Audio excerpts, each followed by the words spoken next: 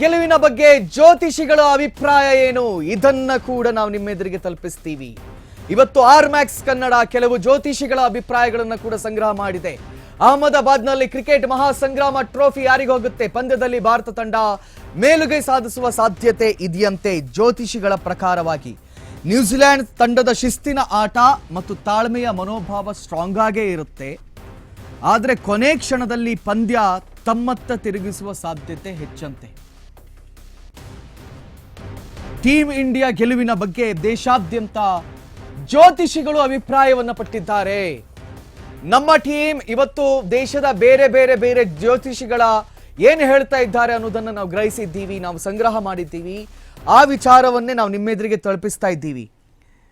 ನೋಡಿ, ಜ್ಯೋತಿಷಿಗಳ ಅಭಿಪ್ರಾಯವನ್ನು ನೋಡಿದ್ರೆ ಭಾರತ ತಂಡಕ್ಕೆ ಸ್ವಲ್ಪ ಮೇಲುಗೈ ಇರುವ ಸಾಧ್ಯತೆ ವ್ಯಕ್ತವಾಗ್ತಾ ಇದೆ. ಆದರೆ ನ್ಯೂಜಿಲೆಂಡ್ ತಂಡದ ಶಿಸ್ತಿನ ಆಟ ಮತ್ತು ತಾಳ್ಮೆಯ ಮನೋಭಾವ ಏನಿದೆ ನೋಡಿ, ಅದು ಪಂದ್ಯವನ್ನ ಕೊನೆಯ ಕ್ಷಣದಲ್ಲಿ ತಿರುಗಿಸುವ ಸಾಧ್ಯತೆ ಇರೋದ್ರಿಂದ ಫಲಿತಾಂಶವನ್ನ ಪೂರ್ವಾನುಮಾನ ಮಾಡುವುದು ಸುಲಭ ಅಲ್ಲ ಅಂತ ಕೂಡ ಕೆಲವು ಜ್ಯೋತಿಷಿಗಳು ಹೇಳಿದ್ದಾರೆ. ಇನ್ ಕೆಲವರಲ್ಲಿ ಕಡೆಯ ಹಂತದಲ್ಲಿ ಭಾರತ ಗೆಲ್ಲುತ್ತೆ ಅಂತ ಕೂಡ ಹೇಳ್ತಾ ಇದ್ದಾರೆ. ಭಾರತ ತಂಡ ಈ ಬಾರಿ ಟೂರ್ನಿಯಲ್ಲಿ ಅತ್ಯಂತ ಸಮತೋಲನ ಪ್ರದರ್ಶನವನ್ನು ನೀಡಿದೆ. ಆರಂಭದಿಂದಲೇ ಆಕ್ರಮಣಕಾರಿ ಆಟ ಆಡಿದೆ. ಹೀಗಾಗಿ ಅಹಮದಾಬಾದ್ನಲ್ಲಿ ನಡೀತಾ ಇರುವಂಥ ಈ ವಿಶ್ವಕಪ್ ಫೈನಲ್ ಪಂದ್ಯ ಕ್ರಿಕೆಟ್ ಹಾಗೂ ಜ್ಯೋತಿಷ್ಯ ಎರಡರ ದೃಷ್ಟಿಯಿಂದಲೂ ಕುತೂಹಲವನ್ನು ಮೂಡಿಸಿದೆ. ಫಾರ್ ದ ಫಸ್ಟ್ ಟೈಮ್ ಜ್ಯೋತಿಷಿಗಳು ಕೂಡ 100% ಗ್ಯಾರಂಟಿಯನ್ನು ಕೊಡ್ತಾ ಇಲ್ಲ.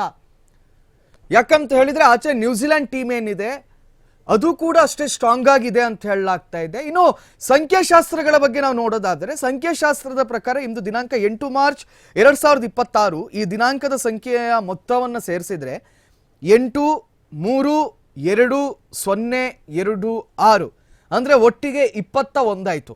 ಈ 21ರಲ್ಲಿ 2 ಮತ್ತು 1 ಕೂಡಿಸಿದಾಗ 3 ಬರುತ್ತೆ.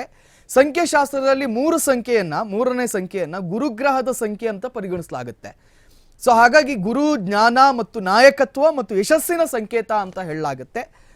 ಇದರಿಂದ ದೊಡ್ಡ ನಿರ್ಧಾರಗಳು, ಮಹತ್ವದ ಸಾಧನೆಗಳು ಈ ಸಂಖ್ಯೆ ಅನುಕೂಲವಾಗಿರಬಹುದು ಅಂತ ಕೆಲ ಸಂಖ್ಯಾಶಾಸ್ತ್ರಜ್ಞರು ಅಭಿಪ್ರಾಯವನ್ನು ಪಟ್ಟಿದ್ದಾರೆ. ಸೊ ಅವರ ಅಭಿಪ್ರಾಯದಂತೆ ಇವತ್ತು ಸಂಖ್ಯಾಶಾಸ್ತ್ರದ ಅಭಿಪ್ರಾಯದಂತೆ ಭಾರತ ಗೆಲ್ಲುತ್ತೆ. ಆದರೆ ಜ್ಯೋತಿಷಿಗಳು ಅಭಿಪ್ರಾಯದಂತೆ ನೆಕ್ ಟು ಫೈಟ್ ಇರುತ್ತೆ ಅಂತ ಕೂಡ ಇಲ್ಲಿ ಹೇಳಲಾಗ್ತಾ ಇದೆ.